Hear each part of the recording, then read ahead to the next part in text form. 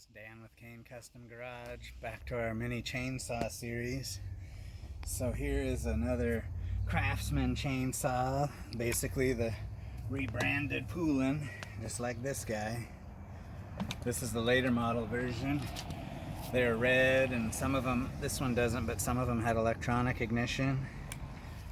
So this is the earlier version. They had 1/4-inch chain. And then this one is the later version.